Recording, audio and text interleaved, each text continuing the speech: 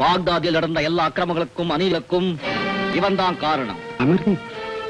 நம்முடைய விருந்தாளியா வந்த சாம்தேச ராஜகுமாரிடம் கொள்ளையடிச்சதும் இல்லாமல் நாட்டில் நடக்கிற எல்லா அக்கிரமங்களுக்கும் காரணம் இவன் தான். செய்யறதையெல்லாம் செஞ்சுவிட்டு சாம்தேச ராஜகுமாரியை காப்பாத்துறது போல நடித்தான் இவன்.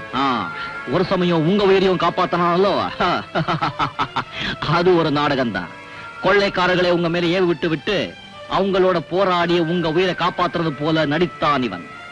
வேண்டுமென்றே தன் மேல் ஏற்படுத்திக் கொண்ட காயங்கள் இவன் செயல்களை எல்லாம் நம்ப வைத்து விட்டது. இப்ப புரிஞ்சுதா ஷாஹன்ஷா இவ யாருன்னு?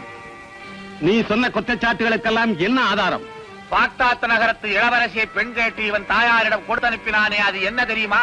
விலை மதிக்க முடியாத ரத்தினங்களும் வைரங்கள். இவைகள் எல்லாம் மகாராஜாக்களிடமோ அல்லது கொள்ளைக்காரரிடமோ தான் இருக்க முடியும். இவன் மகாராஜா இல்லை. பிறகு இவன் யார் என்று நீங்களே முடிவு செய்து கொள்ளுங்கள். அலாவுதீன், இதற்கெல்லாம் என்ன சொல்லுகிறாய்? அல்லாஹ் மேல ஆணையா, நான் எந்த தவறு செய்யல. இன்னும் உங்களுக்கு சந்தேகம்? ஷாயிஷா, அலாவுதீன் மீது தங்களுக்கு அனுதாபம் உண்டு என்று எனக்கு தெரியும். ஆனால் அவனுக்கு அளிக்க போகும் தண்டனைக்கு அது தடையாக இருக்கக்கூடாது.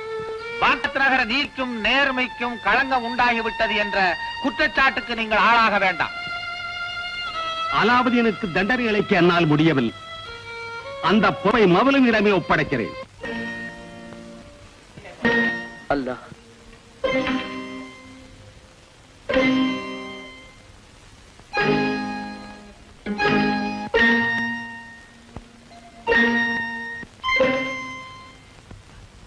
அலாவுதீன் கையை அவிழ்த்து விடுங்கள்.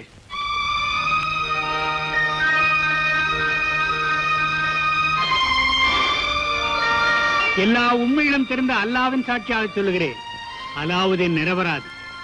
அவனை விடுதலை செய்கிறேன்.